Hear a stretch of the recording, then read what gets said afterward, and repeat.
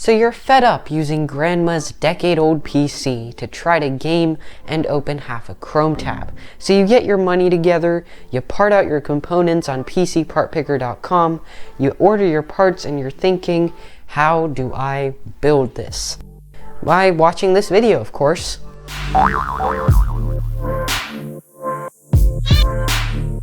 Obviously, it's not that cut and dry, so that's why I'm making this video for you to learn or relearn how to build a PC. Couple of FYIs, this build will be my NAS PC, Network Attached Storage PC, but the build process for a normal PC and a NAS PC is the exact same, except I might use like more storage and a less powerful CPU, that kind of thing. Also, I'll have timestamps below so you can skip around to your heart's content.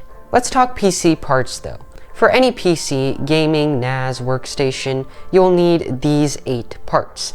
First off, the CPU. I've gone with an Intel Core i3-10100.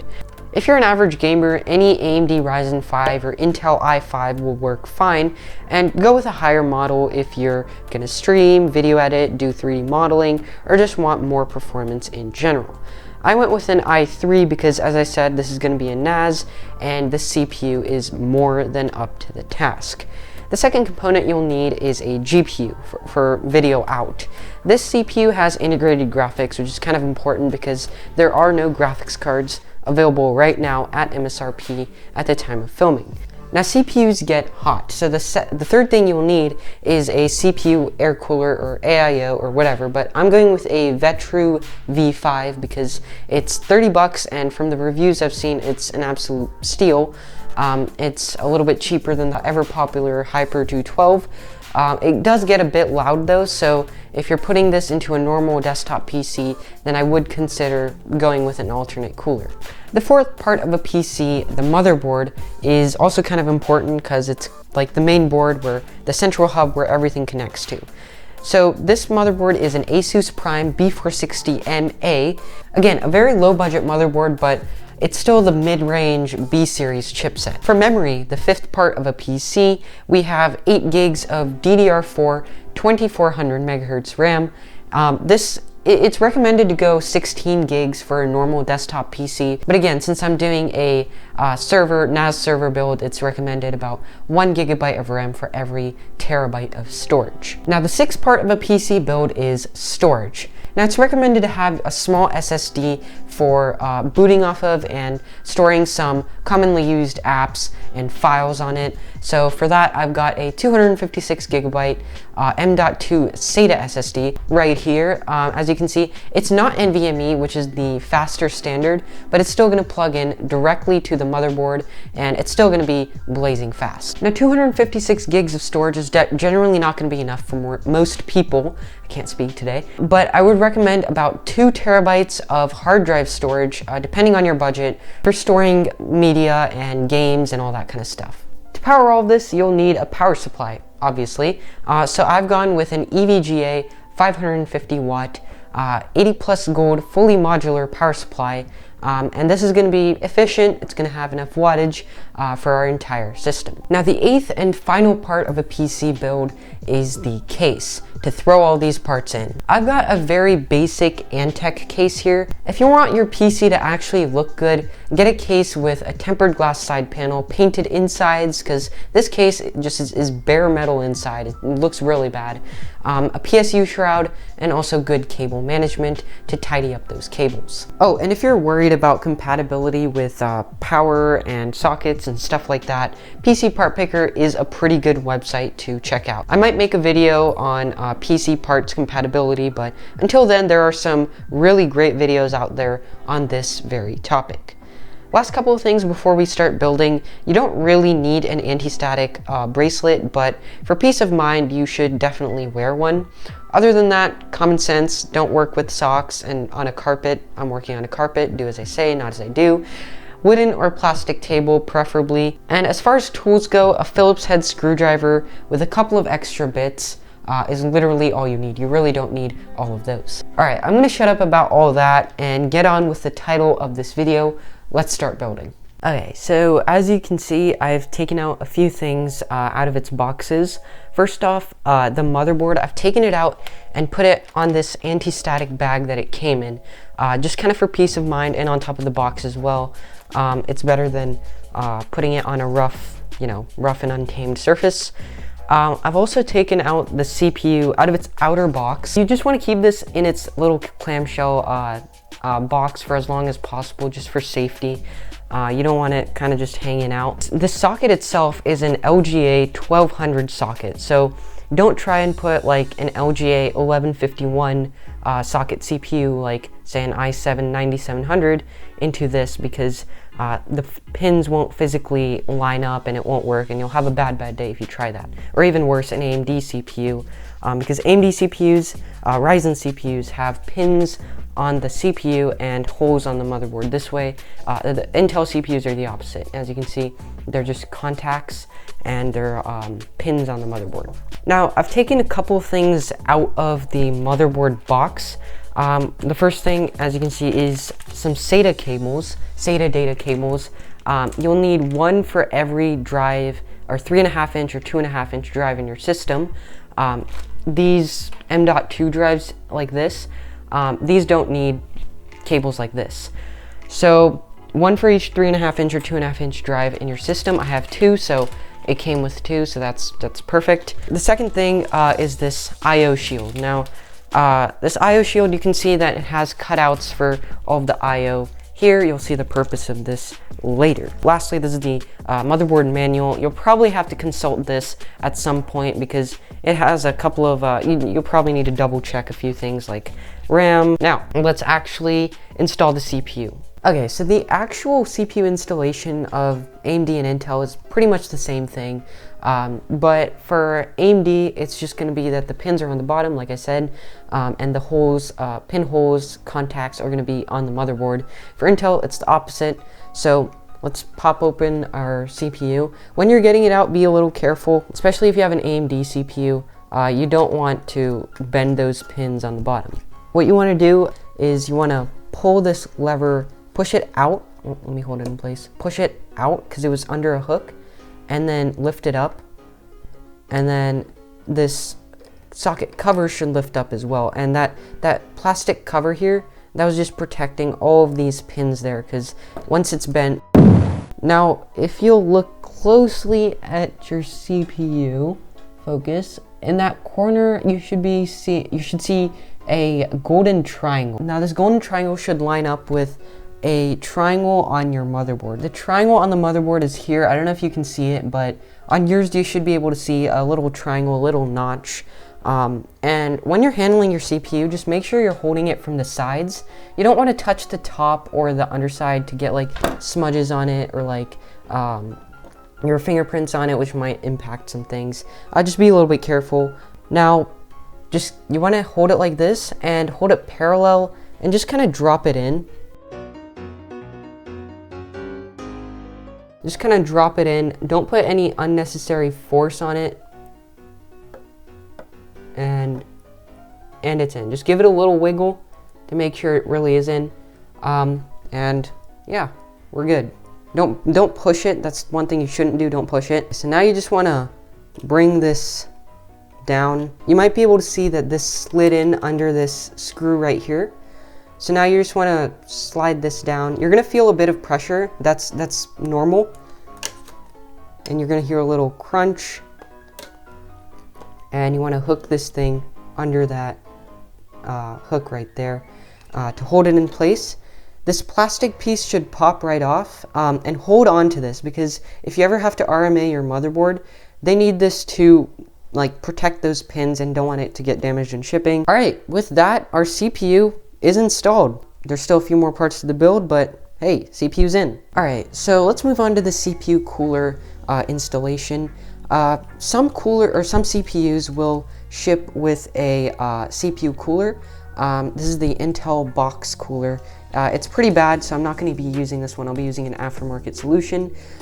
Just note that if you are going to use it, if you are going to use the stock cooler, there's 4 holes on the motherboard where you just push this down, you clip it on, The important thing is that it has pre-applied thermal paste, so don't touch that. Even if you have an aftermarket cooler, some of them will have pre-applied thermal paste. The one I'm going to use does not, but if it does, just note that don't touch that. When you apply it and smush it down, that's just going to spread out the thermal paste. So I'm not going to use this. I just wanted to quickly mention that before the CPU installation, or CPU cooler installation. Unfortunately, the sad truth is that not all CPU coolers use the same mounting method.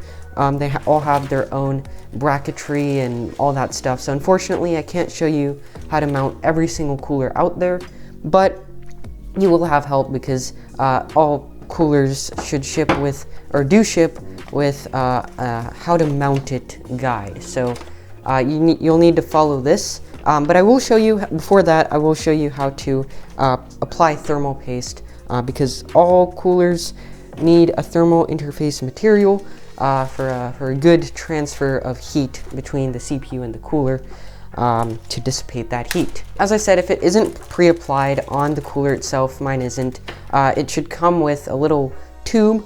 If you want better quality thermal paste, you can buy that separately. But I'm just going to use the one that came with it for now. So there's a trick to use to applying thermal paste. It's called the pea-sized method, where it's literally exactly what it sounds like. You put a pea-sized drop of thermal paste right in the middle of the CPU, and you don't spread it out or anything. So that's good. It's a little bit, All right, so that was a completely successful thermal paste application. Moving on, now you actually want to mount the cooler. So like I said, I can't show you how to do it for every single cooler. Just consult the manual and you should be fine. So see you back when you have your cooler mounted. While you're screwing down your cooler, go in a cross pattern. So screw two opposite corners a little bit first, then the other two opposite screws, and continue that until they bottom out or until the manual says you should stop. This just ensures an even application of thermal paste on the IHS of your CPU. Now, the heatsink by itself isn't enough to cool CPUs for the most part. They need a fan to dissipate the heat that they soak. The mounting process generally involves attaching two clips to the fan and then to the heatsink. Now, you also need to be aware of the direction that the fan is blowing in. Fans will always blow in the direction of the X plate, and sometimes they'll have handy arrows too. I'm mounting one fan that was included, but you could mount two as a push-pull design for optimal performance. Okay, so I've got the CPU cooler and fan installed.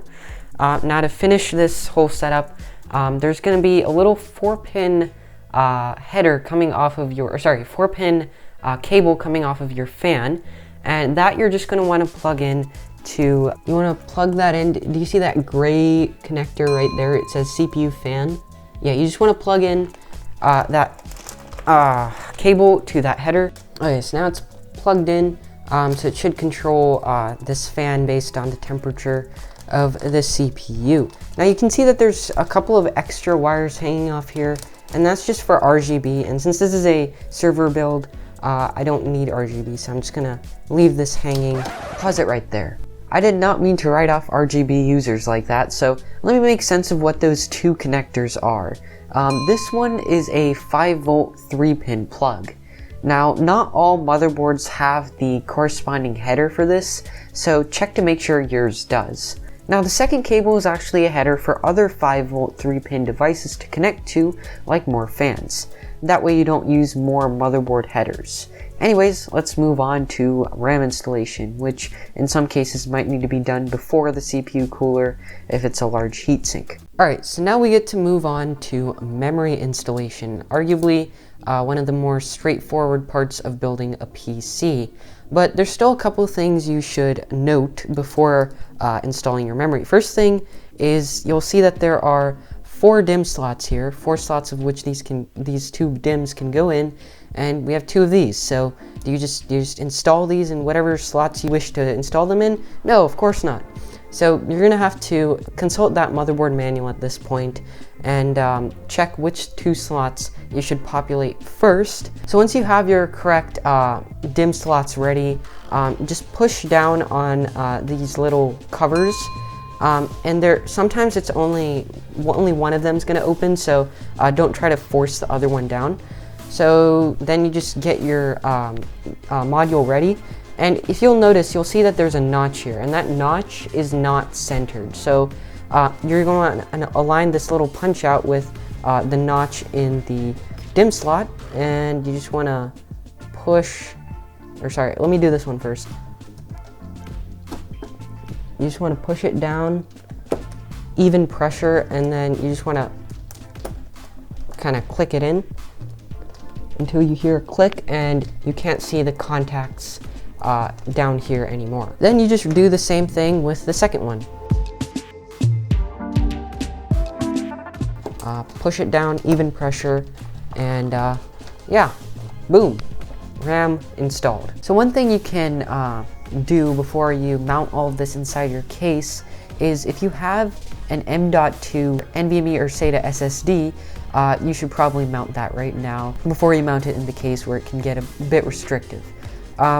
There's a couple things to note though. The first one is that in my case, if I run this in SATA mode, which I am going to do because this is a SATA SSD, it will disable this SATA port. So just be mindful of that. It might not be the same for you, but consult the manual, check if there are any caveats like that. And the second thing to note is that this in my case is a M.2 SATA SSD. There is another M.2 type of drive, which is M.2 NVMe. Those usually will have one notch here, and they won't use the SATA interface. They'll use NVMe, and that's much faster. So the actual install process of an M.2 drive is pretty simple. You just line up this little punch out with, there's a punch out on the motherboard itself, and you just want to line that up at a 45-degree angle. Just kind of slide it in, and then you see this little nut right there. It doesn't have to be a nut, but that's how it is right now. You'll also get this in your motherboard box. I don't even know if you can see it focus. There's a screw and a standoff, and you'll get two of those if you have two M.2 drives. If you have one, you'll only get one set of those. And the standoff is to elevate this M.2 drive to make it straight, and the second screw is just to screw it down, basically. Okay, so here's the standoff and screws. Focus, please. Okay, there we go. And the standoff you're gonna screw in first to that, and then this screw you're just gonna screw in from the top.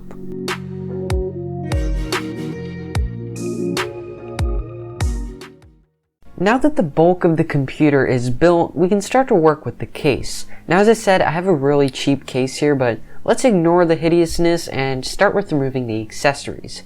Unscrewing the side panel reveals it comes with screws for the motherboard, drives, and power supply. And those screws should come with all cases. Alright, so with our motherboard all prepped, we can get ready with the I/O shield that we removed and prepped at the beginning of the build. So the way this goes in is, well, usually there's going to be like a nice painted colored side and then a bare metal side, but since mine is, both of them are ugly looking, I can't go by that. But I do know that it goes in this way because the ports all line up that way. So where you put this in is back here, and you kind of just have to go by feel. So right there, clicked in, should click in again, and you just do this around the perimeter, the border of the I/O shield, and make sure it's all the way in on all sides. So now we can prep our case to actually mount the motherboard. So there's a couple of things to do before that. You see these standoffs here, 1, 2, 3, 4, and then there's 2 here at the bottom. Well, those actually need to be lined up with the type of motherboard you're using. So right now it's lined up for an ATX motherboard. So if you have a full-size ATX motherboard, it's already pre-installed for that. However, if you're going to do micro ATX like I'm doing, you're going to need to move the 2 at the bottom here, the 2 standoffs here at the bottom. You're going to have to move it to this hole right here and this hole right there. And usually there's like a legend over here on the side that says like, you know, it'll have a label saying this is micro ATX, this is mini ATX, and this is ATX, and then it'll have the markings on each hole. So it doesn't have it on this case because it's a really cheap case, but most cases should have that. And the second thing to note before we actually mount stuff is if you have an AIO, so a liquid cooler with the radiator and the block, usually you want to mount the motherboard first and then the radiator, but there are some cases where you need to mount the radiator first and then the motherboard. It just makes more sense that way. Usually that's not the case, but just in case, just think about that, pun intended. Moving on from that terrible pun, you can relocate your standoffs if you need to. Most cases will come with a little hex socket to Phillips head adapter, so you can put that on top of the standoff and use a regular Phillips head screwdriver. My case didn't come with that adapter, so I had to use a hex socket bit anyway. Either way, be sure not to over tighten the standoffs or you'll damage the threads inside. With the case prepped, we can now work with the PSU, which in my case has to be mounted before the motherboard because of clearance issues. If you have a PSU shroud though, this shouldn't be a problem. Before I get into actually like plugging in cables and stuff, there are three types of power supplies. Well, there's more actually, but three types of plugging in cables part. So there's a modular power supply, which is exactly like this, where you can plug in the cables you need and no more, no less. You have more flexibility that way. There's also semi-modular, which is a little bit cheaper, but it'll hardwire two cables, the 24-pin ATX, which is the main one, and the CPU power, EPS power, 8-pin, as well as power for your graphics card. So luckily with mine, I can choose what to plug in because I don't need the graphics card power. Also, there's non-modular where everything's just hardwired in and you have no flexibility of what you plug in.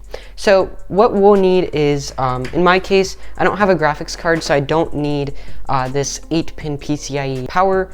So I'll only need a 24-pin ATX cable. This part plugs into the PSU, an EPS CPU connector, because I mean, I have CPU. So how do I power the two drives in my system? Well, here you can see it says SATA 1, SATA 2, and peripheral. So in the SATA 1 slot, I'm going to be populating that with this SATA power plug. And as you can see, it has three SATA plugs, so I can put this one into my first drive and say this into my second drive. I'm still going to probably populate the second SATA slot just in case I throw in more drives and want a little more flexibility. So that's my next SATA power. It's also worth noting, if you have like a fan hub or an RGB hub, those may also require SATA power. So just keep that in mind. Sometimes they may use Molex power instead of SATA.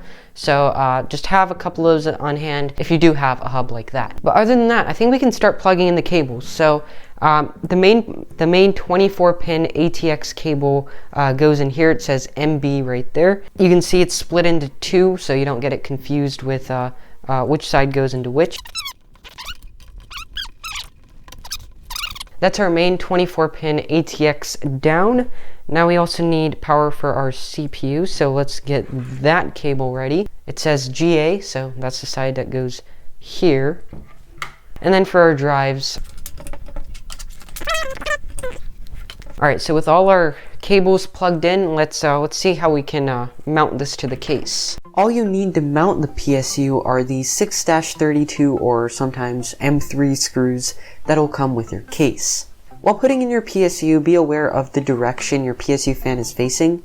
If you have a case with the PSU fan cut out and possibly a dust filter, then face the fan that way. If, like me, you don't have that luxury, then face it inward.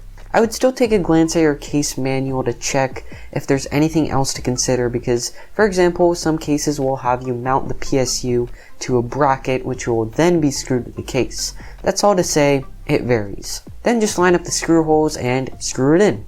While we're screwing things in, we might as well screw in the motherboard. So let's do that. So while dropping in your Mobo, the cooler is a solid place to hold it.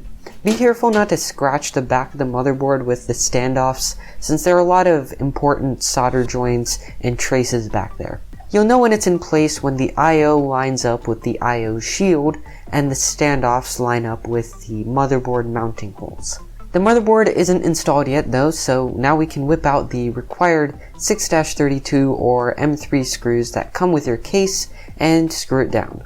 Micro ATX and ATX motherboards usually have 6 to 9 screw holes, and most cases have all 9 standoffs, save for cheap cases like mine, which only had 6 installed.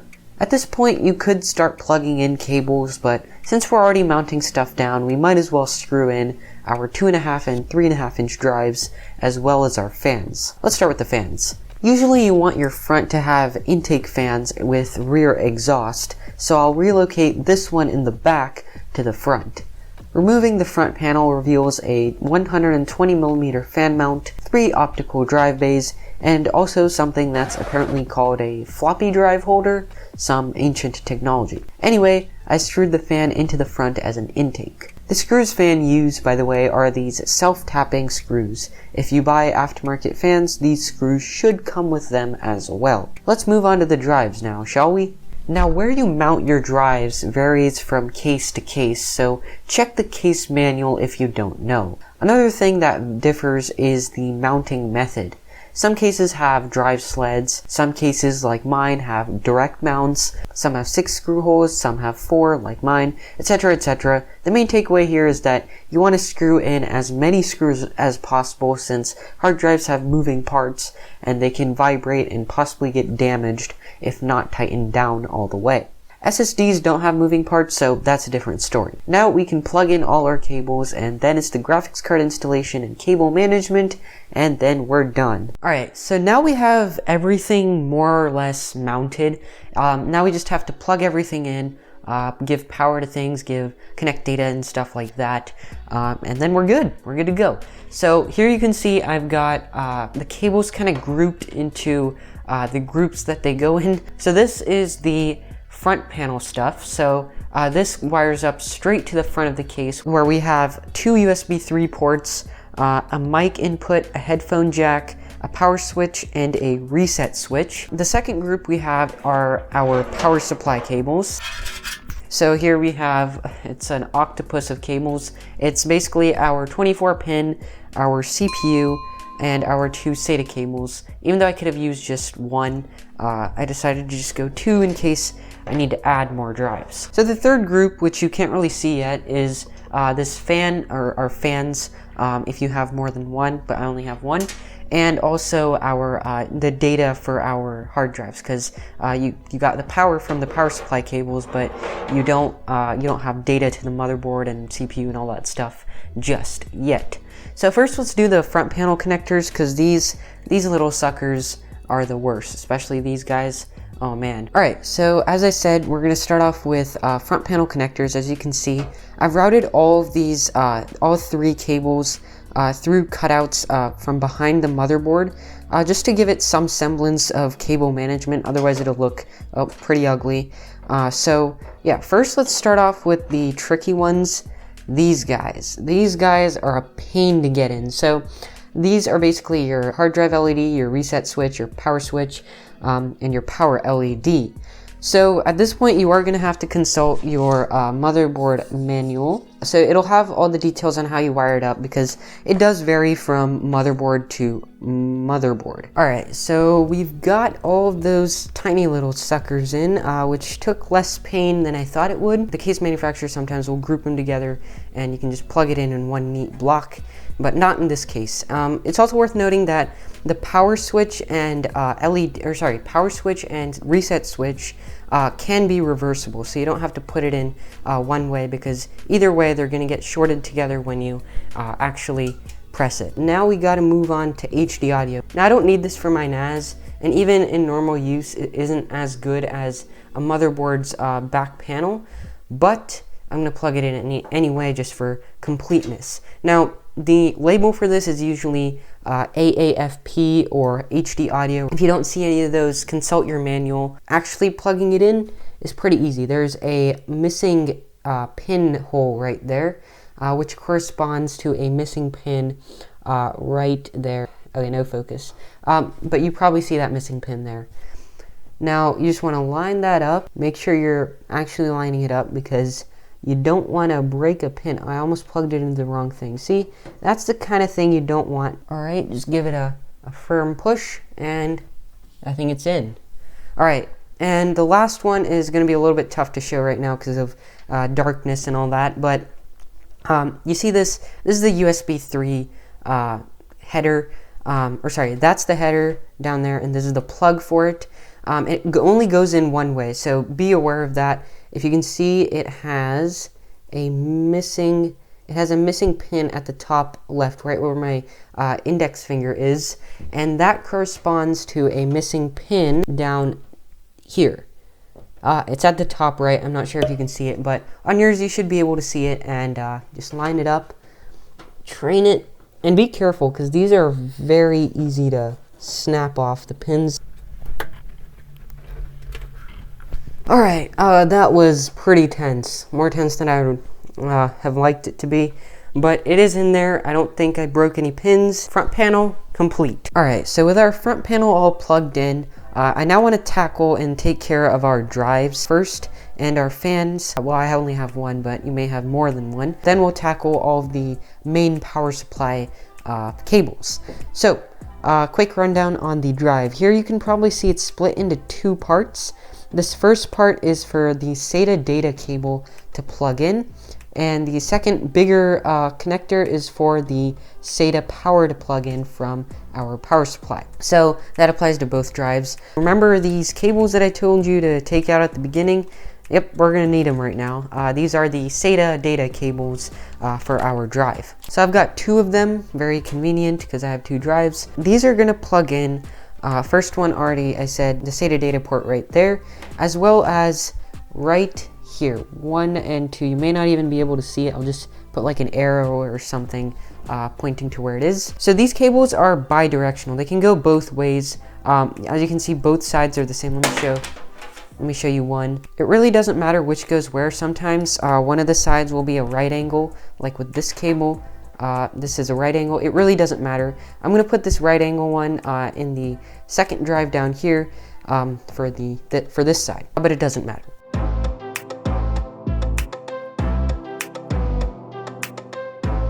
But you should hear an audible click when you plug it in, so like that. A click like that, and you know you've plugged it in. So I'm just going to try to stash these cables in there later, but for now I'm just going to leave them kind of hanging out. Alright, so we've got the data for the drives catered for. Now let's just plug in our one system fan. The fan header will be labeled with something like CHA fan or sys fan.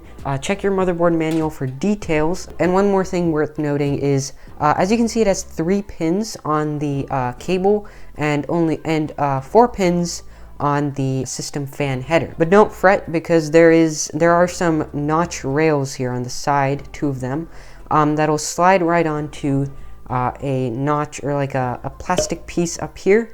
So you can only plug it into the right 3 pins, not to the left 3 pins. So you're all good right there. And then you just plug it in, push it in, voila, we have a working front fan. And now we can move on to our power supply cables. Then we're on the home stretch. We're almost done after that. All right, so now we're in the home stretch. All we need to do is plug in a couple of cables and we're done. So the first one is this big hunkin' 24-pin ATX cable. That's just gonna plug in right there into that big 24-pin connector.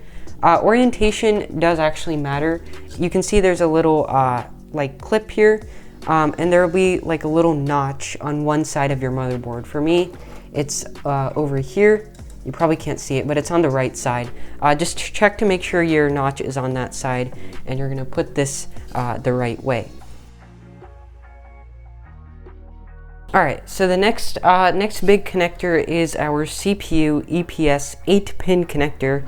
And that's just gonna connect here at the top left. It should say something like EATX 12 volt or ATX 12 volt or something like that. Yeah, let's just plug that in and we only have our drives left. All right, CPU EPS 8-pin is in. Now all we need to do is just cater for our drives. just power our drives and then we'll be good. So you probably can't see, but that's where we connect our SATA power. I showed you earlier. All right, so here are our SATA connectors. We've got 2 of them for 2 drives. Technically I could just daisy chain them together, but I've just left it in for further expandability down the line. So let's plug in this first one.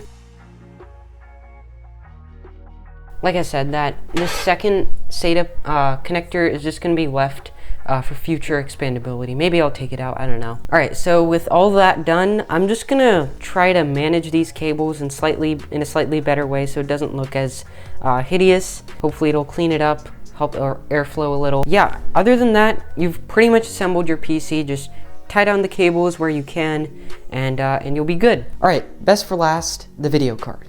Before anything, I should probably address why this is a different system. It's actually my daily driver, and that's because this video card is just a little bit too long to fit in the PC I was showing you until now. I'll also be using this system as an example for cable management later on because I think it's more indicative of what most people will be working with rather than the other case that I was showing you until now. The graphics card installation itself, though, is pretty straightforward. The only thing you'll need to check in the motherboard manual is which slot to install it in. So right here, it looks like there are 2 slots that the graphics card can go in, but this top slot is actually PCIe 3.0 16 lanes, while this bottom one is PCIe 2.0 only 4 lanes. So even if you don't know what that means, that's a huge drop in performance right there. Usually it's the top slot that you install it in, but double check anyway. Once you've got the right slot, you can unscrew the PCIe slot covers